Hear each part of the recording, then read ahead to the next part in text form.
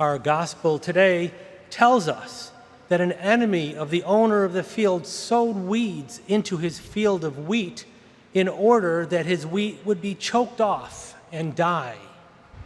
When asked if the weeds should be picked and burned, the owner told them to let the wheat and weeds grow together until harvest, so that none of the wheat might be pulled up with the weeds.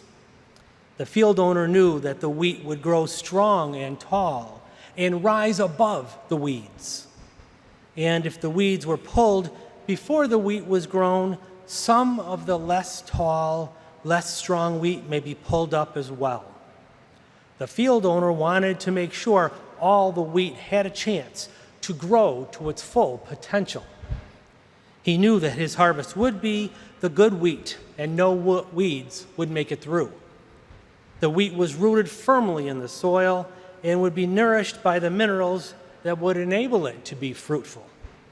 We too are like that wheat that must rise above the ones who don't belong to the owner, the ones who have turned from him. The field owner, representing God, will nourish us with his grace to ward off sin and not fall to fate like the weeds.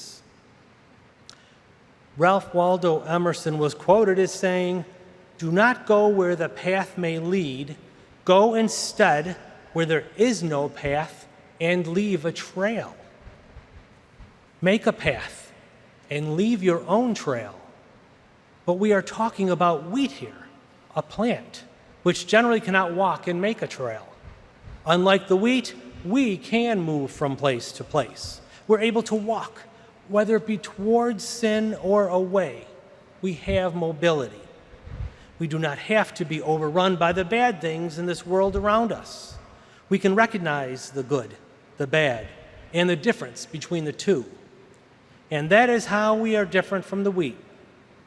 Being able to move between good and bad, but also helping others to do the same. Just being firmly rooted in the soil, our faith, it's not good enough. We have to be generous with our faith and help those who are weak. We should be generous in seeing that good people do not get entangled with the sower of the weeds. We need to make a trail of good and help lead others to God's harvest. The Lord is generous in not taking away those who are as sinful as soon as they sin. Because of just one sin or two or even several, it doesn't make a bad person. By clearing out any or all who have sinned before the harvest, good people may be taken as well as the bad.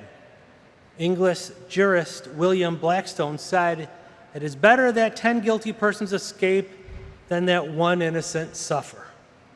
Sounds like the shepherd who went off looking for that one lost sheep, or the woman who went looking for her lost coin. God wants us to be as generous and help us to rise above the bad in this world as much as possible. We just have to do the same. We are all wheat sown by God, able to rise above the weeds, but meant to help others to do the same.